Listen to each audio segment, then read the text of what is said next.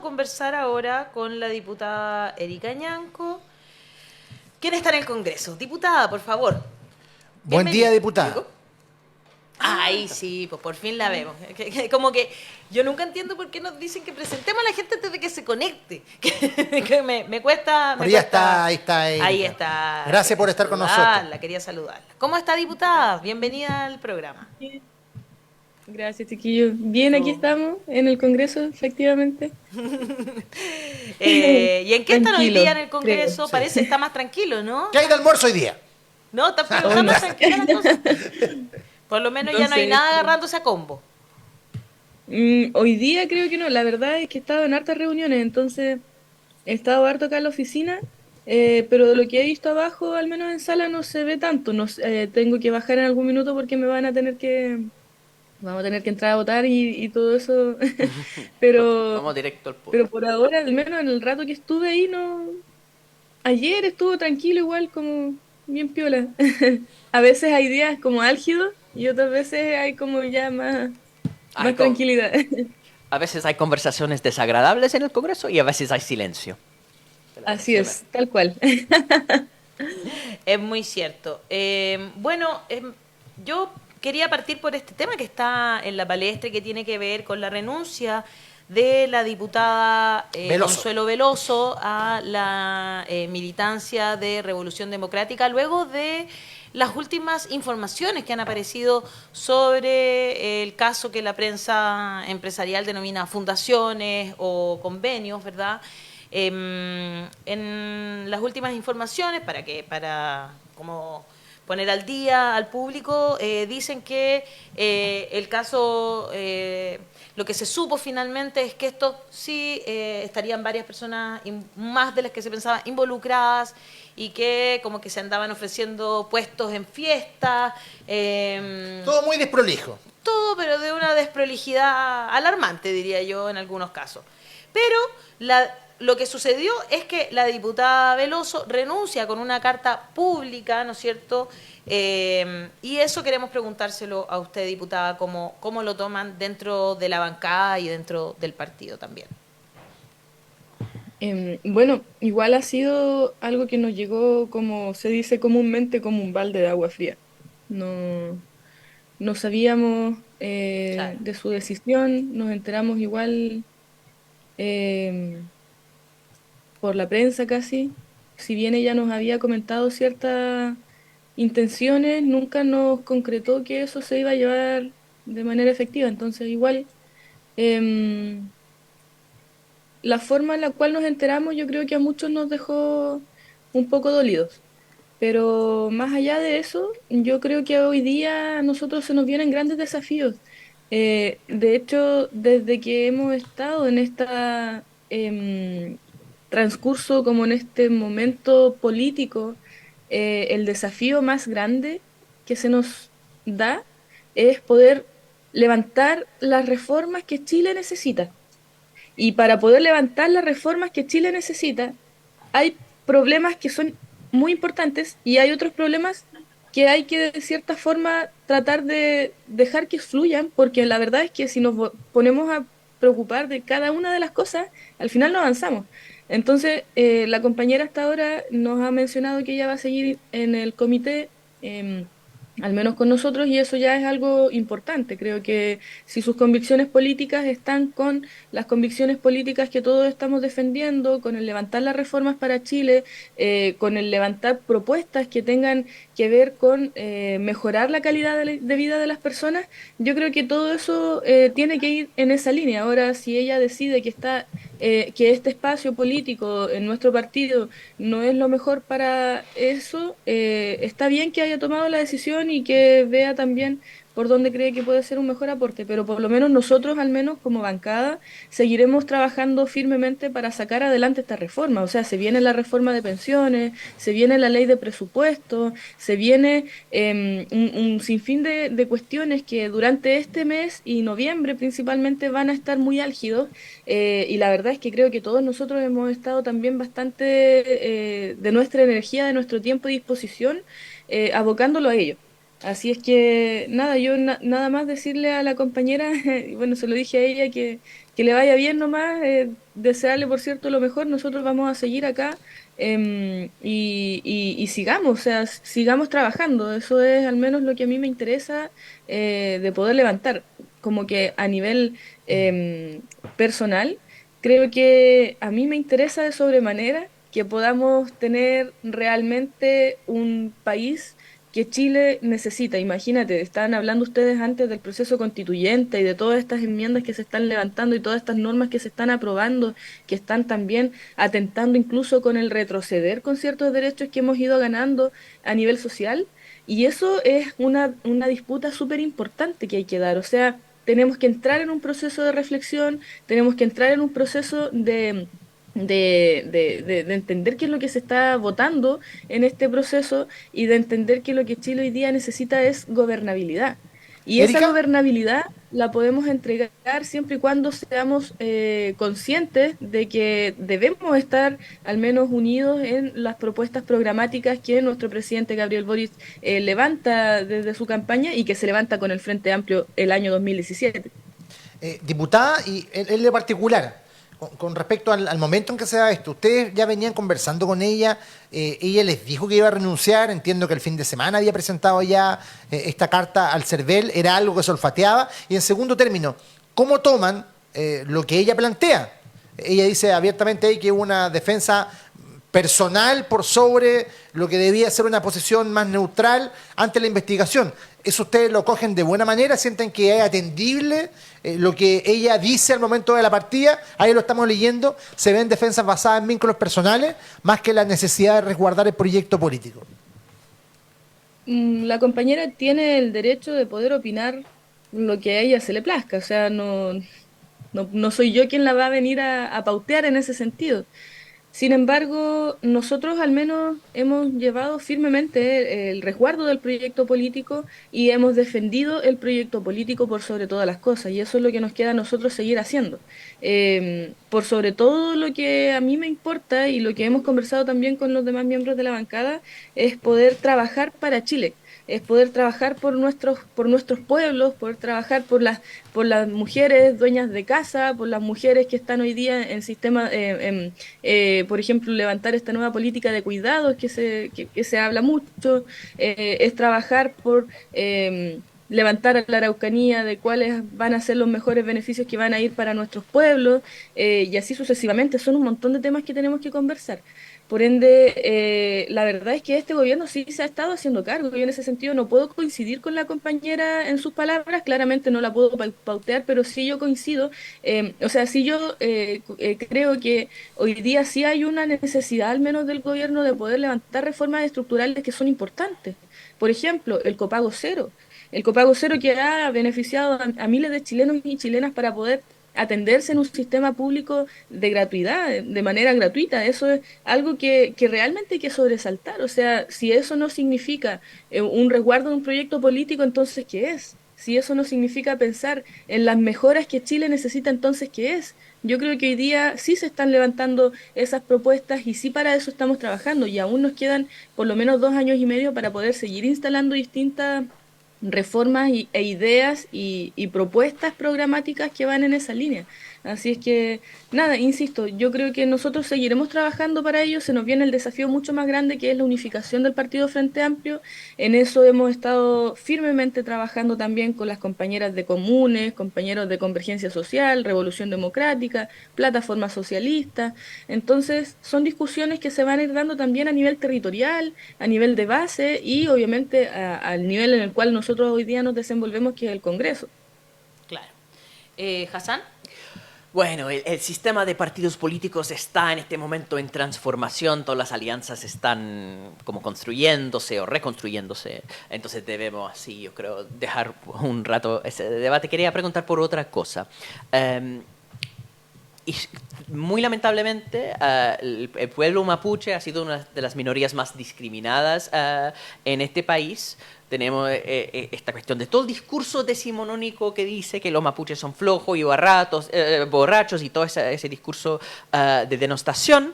y últimamente que los mapuches son terroristas. Entonces quería preguntar, en este caso, cuando han encontrado que carabineros están metidos en estas supuestas organizaciones de resistencia y que tiene que ver más bien con el robo de madera, vinculado entonces directamente con agentes del Estado, ¿cómo ve lo que está pasando con lo que Emilia Nullao habló de un manto de secretismo, que no se sabe del tema, que ahora no tenemos la denostación que había cuando eran mapuches los acusados de todo eso? Mm. Sí, de hecho, nada, yo creo que en estas cosas igual hay que ser bastante cauteloso. Uno de los temas que creo que hay que destacar es cuán necesario e importante es la inteligencia, porque si no hubiese sido por cómo operó la inteligencia en este procedimiento, no habrían detenido y no habrían desbaratado estas redes o estos vínculos que habían en estas organizaciones. Por otro lado, lo que sí debemos seguir apuntando es a cómo seguimos generando instancias de diálogo. Y aquí quiero volver de nuevo a los proyectos que ha estado levantando el presidente Gabriel Boric. Hoy día ya está en ejecución, se está levantando esta comisión por la paz y el entendimiento, una comisión que vincula a distintos actores sociales de distintos espacios y que va a permitir llegar a ciertos acuerdos que nos van a generar una nueva forma de diálogo y una nueva forma de trato entre dos naciones, principalmente entre el Estado de Chile y el pueblo mapuche. Ahora, dentro de estas instancias de diálogo, yo creo que eso es lo que hay que seguir apuntando, más allá de quienes vinculan o no estas organizaciones que reivindican en cierto modo la lucha armada. Creo que en ese sentido también es importante destacar que es necesario, por sobre todas las cosas, ver cómo nos hacemos cargo de la corrupción en Chile, en todos sus ámbitos, porque mucho se ha hablado, por ejemplo, de los casos de corrupción a raíz del tema de los casos convenios, que también hemos conversado, pero claro, cuando funcionan instituciones como Carabineros, no quiero decir con esto que todos los carabineros son corruptos, creo que, por sobre todas las cosas, una manzana podrida no debe podrir todo el cajón, o sea, tenemos que ser también capaces de ir separando ciertas cosas.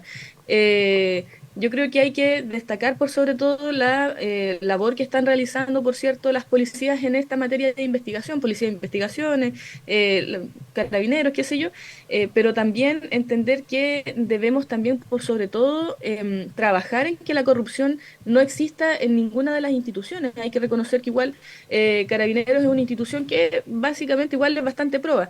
Pero dentro de todo esto también es importante que estas instituciones probas sigan siendo probas a la medida en la cual se hagan cargo de cómo se separan estas manzanas podridas que vienen a entorpecer estas cuestiones importantes.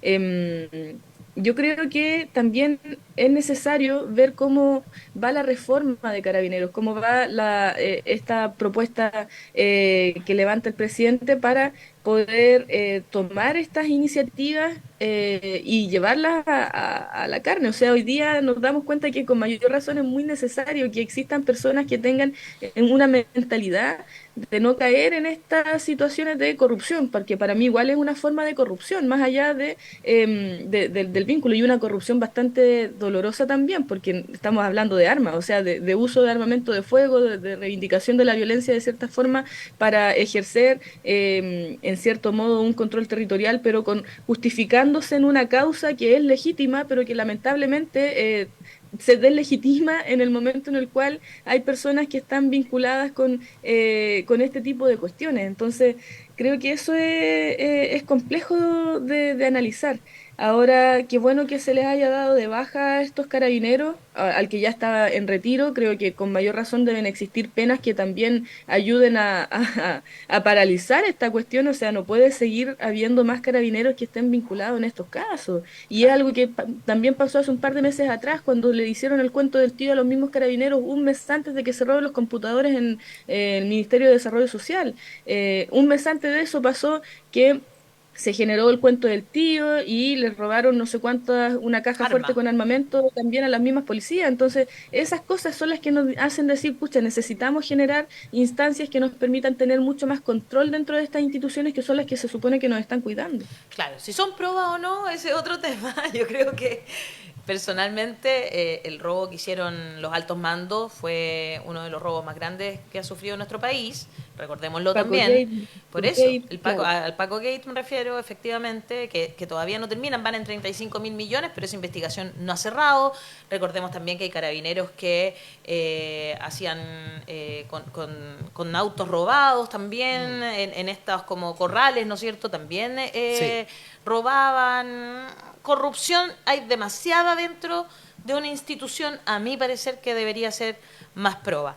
Pero más allá de si hay carabineros o no involucrados, porque hay carabineros, hay empresarios, hay chilenos, hay un par de personas con apellido mapuche, ¿usted cree de verdad, diputada, que este movimiento de resistencia mapuche, lafkenche, puede seguir utilizando la causa mapuche? O sea, ¿hay una vinculación ahí o era realmente un cartel para robar y que estaban poniendo esta chapa, digamos, para que se siga pensando que en el sur hay terrorismo? Yo creo que, de hecho, salió un comunicado de esta misma organización ¿Ya? desvinculándose de estos casos, Imagínate. desvinculando tanto a carabineros como a quienes tomaron detenidos diciendo que ellos jamás fueron parte de las filas de esta organización. Entonces, aquí hay una cosa bastante rara, ¿eh? Es bastante rara, porque por un lado vinculan a estas personas, por otro lado sale esta misma organización desmintiendo eso y diciendo que era como para delegitimar su causa. Claro. Entonces, igual es como, Es chuta, extraño, claro. ¿Quiénes son ¿qué realmente? pasa?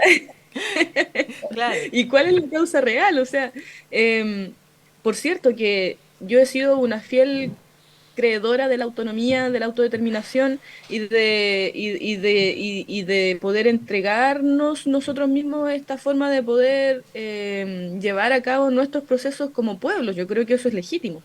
Ahora, ¿cuáles son las formas? Eso lo podemos cuestionar. Podemos tener formas de la vía armada, por ejemplo, que es lo que reivindica la CAM, la UAM, esta misma organización, qué sé yo, y por otro lado también tenemos la vía institucional, que es a lo cual yo al menos pretendo y creo que es la mejor opción. O sea, por algo soy parlamentaria, por algo estoy en el Congreso, Claro. tratando de levantar algunos proyectos de ley que nos ayuden en ese sentido, en esa materia, y por sobre todas las cosas creo que eso es lo que tiene que primar, o sea, el diálogo, el conversar, el poder llegar a acuerdos, es algo de lo cual nuestro pueblo también se ha jactado mucho a lo largo de la historia. O sea, por algo ha habido tantos tratados, el mismo tratado de Tapigüe, que ya el 2025 se celebran 100 años, o sea, perdón, 200 años del Tratado de Tapigüe, y así otros sinfines de tratados que hubieron mucho tiempo antes entre el pueblo mapuche, entre inclusive la corona española, y así sucesivamente a lo largo de la historia. Entonces creo que eso es lo que debe primar hoy día. Pero sin embargo, bueno, dentro de estas organizaciones que se han visto involucrados ciertas personas, la verdad es que igual es complejo porque voy a volver a recordar el caso de Castro Antipán, que fue el único condenado por ley antiterrorista en Chile. Castro Antipán también era una persona que trabajaba con carabineros. Entonces, chuta, Claro. ¿cómo, con eso tampoco quiero, ¿cómo decirlo? ¿Qué es lo que sucede? ¿A quién le conviene esa situación? ¿Quiénes son las personas que están detrás? ¿Quiénes están realmente reivindicando esa forma, justificándola en una causa que la causa es legítima, pero la forma podemos conversar o cuestionarla o ver cuál es la mejor medida para poder tener una solución que sea mucho más armónica entre las personas? Y al final eso es lo que necesitamos, cómo llegar un poco más a la armonía. Ayer estuvieron conversando sobre terrorismo en el Consejo Constitucional, que era justo lo que usted decía, digamos, diputada, que son los grandes temas país, ¿verdad? Y una de las cosas que se dijeron es que exista el estado de excepción y que el presidente de turno, digamos, pueda determinar estado de excepción solo, entendí yo, sin pasar por el Congreso, a lo mejor me equivoqué, pero lo que escuché fue que era solo si habían ciertas condiciones donde se determinara que había terrorismo, ¿ya? Entonces hubo una pregunta directa si a las personas de derecha si creían que había terrorismo en la Araucanía y dijeron que sí. Por lo tanto, esta sería una opción, digamos, que el presidente de turno pudiese decretar estado de excepción en un lugar como la Araucanía, pensando que ahí sí habría o no habría terrorismo. ¿Usted qué piensa de cosas como esa, de esta discusión que se está dando? Yo creo que la única solución que ha tenido siempre la oposición para poder resolver cualquier tipo de conflicto de seguridad ciudadana es a través del uso de las armas, porque no encuentran otra forma. Eso es lo que a mí me da un poco de chuta, ¿qué estamos haciendo? Entender, por ejemplo, que cualquier forma de delinquir, quieren matar al delincuente, a cualquier forma de expresión distinta, quieren matar a esa persona. El uso de las armas, el uso de la violencia es como algo tan latente en ellos que la verdad es que llega a ser preocupante. Entonces, desde esa perspectiva nos hemos dado cuenta, por ejemplo, que los países con más tasas de violencia que existen a nivel de Latinoamérica, o a nivel mundial en realidad, en Latinoamérica es donde más se centran Estudios, sí. estas tasas de violencia, pero justamente son los países que más aumenta la violencia, son aquellos en los cuales se aplican medidas tan drásticas como estas. O sea, hablemos por ejemplo de Colombia, hablemos por ejemplo de Estados Unidos, donde hay más de un arma por persona y eso es legal. Claro. Existen tiroteos en escuelas en Estados Unidos. Y claro, nosotros podemos ver a Estados Unidos como el gran ejemplo a seguir, pero de verdad queremos tener a niños que se estén baleando entre ellos, que llegue una persona y que dispare a diestra y siniestra porque se le ocurrió. O sea, no, pues yo creo que eso es lo que nosotros tenemos que tratar de evitar. Y mientras más aumentamos la violencia para combatir la violencia, entonces la violencia aumenta. Y esa forma de ejercer la violencia finalmente no termina con aminorarla, sino se acrecenta. Y no queremos acá un derramamiento de sangre innecesario. Yo creo que por eso sigo insistiendo en que es tan importante que se sigan hablando de políticas de diálogo, como lo es la Comisión por la Paz y el Buen Entendimiento, como lo es el Plan Buen Vivir, como lo es elaborar una estrategia política que nos permita abordar la política con política y no la política con violencia, sino más bien entregarle soluciones a la gente que sean soluciones concretas. De esa forma vamos también, como se dice, pavimentando o trabajando un camino que nos permitirá llegar a acuerdos de mucha mejor forma. Hoy día se sabe que el camino tiene baches. Es como, pucha, yo lo quiero poner como un ejemplo ya. La Araucanía tiene la mayor cantidad de caminos rurales en Chile, la mayor cantidad de caminos que hoy día se están arreglando. A nosotros nos llegan 30.000 demandas de caminos que están ahí en malas condiciones. Esos caminos han tardado años en poder mejorarse muchos de ellos. Yo recuerdo cuando yo vivía en el campo, teníamos un camino de ripio que era súper malo y nos tardábamos 1 hora en llegar del campo al pueblo más cercano que era en ese tiempo Carahue. 1 hora. Hoy día ese camino está asfaltado. Está asfaltado, pero se tardó muchos años, o sea, por lo menos 10, 15 años. Claro. Y claro, hoy día el camino, bien, el camino, no sé, se tarda media hora, 45 minutos a lo más en llegar a ese espacio. Entonces, eso es lo que debe suceder con estas políticas de diálogo, es hacer un camino que se va a tardar años, pero en el momento en el cual ese camino esté pavimentado, por cierto que va a traer muchos más beneficios a toda la ciudadanía, por cierto que nos va a poder entregar la garantía de que el Estado se está haciendo cargo.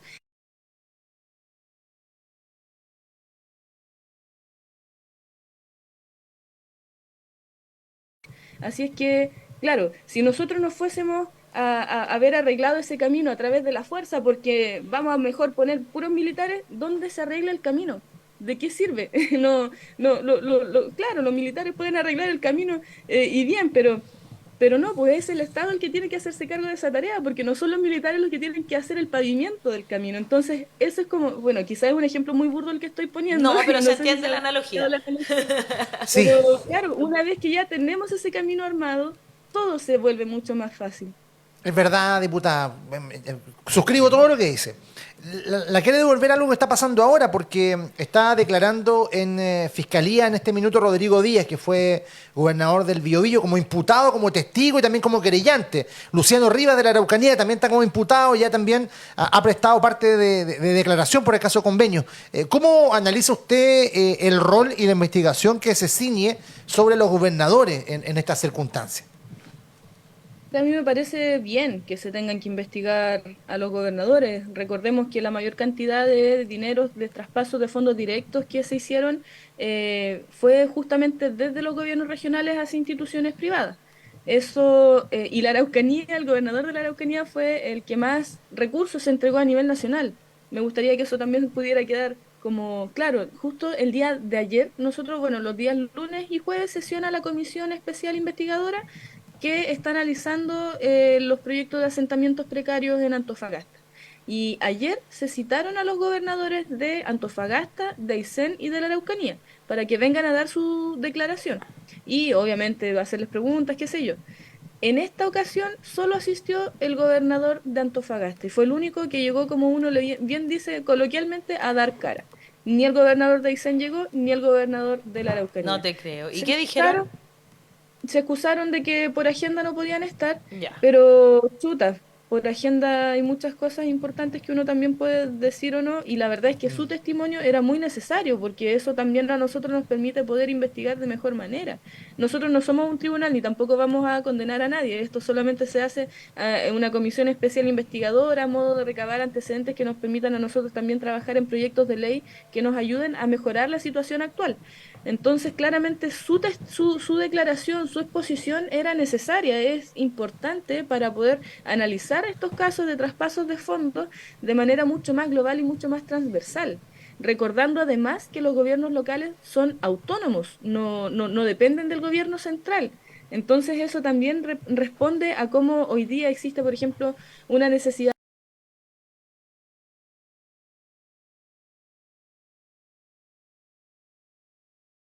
Los gobiernos regionales no tienen la potestad de poder fiscalizar a dónde de cómo se distribuyen estos recursos y qué sucede una vez que estos recursos se entregan a estas fundaciones. En la Araucanía pasó un hecho muy curioso.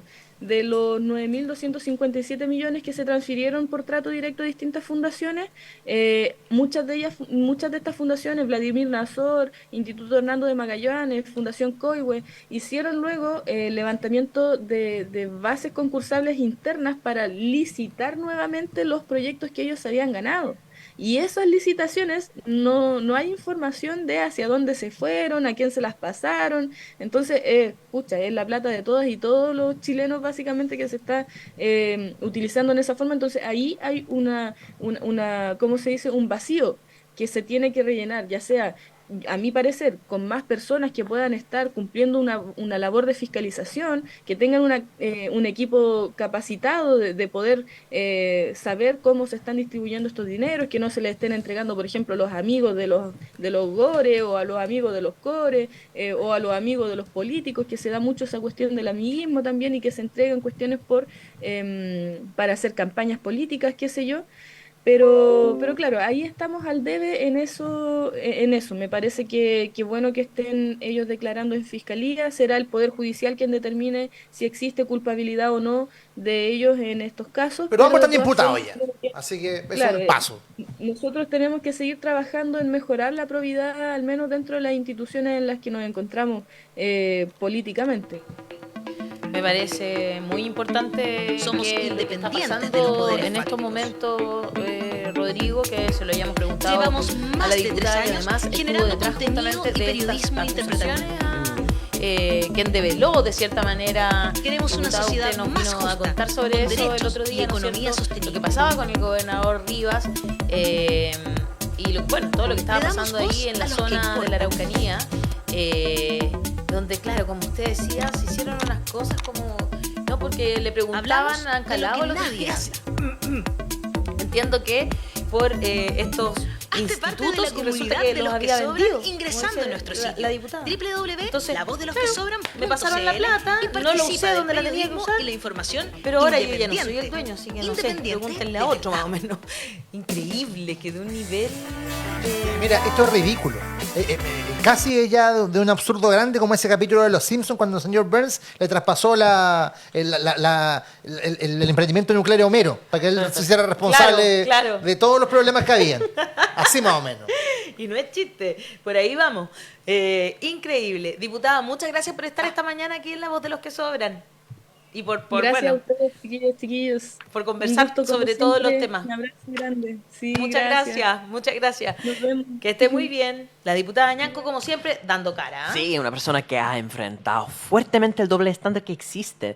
El doble estándar que existe porque a los mapuches la tratan de una manera muy distinta, ¿no? Cuando hay actos de terrorismo por mapuches, está en titulares, la condena, esto es terrorismo, el fin del mundo. Pero cuando hay pacos involucrados, silencio pulcro. Así es. Y de la misma forma, cuando hablamos de corrupción, la Araucanía es la región donde mayor traspasos ha habido a fundaciones y donde hay más preguntas acerca de qué han hecho con ese dinero, ¿no?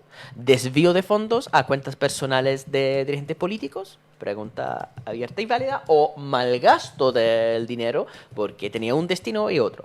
Esas preguntas que se hace para todas las fundaciones y no hay evidencia, porque no tenemos los datos claros en esto, pero cuando está en el sector de la Araucanía, silencio pulcro otra vez.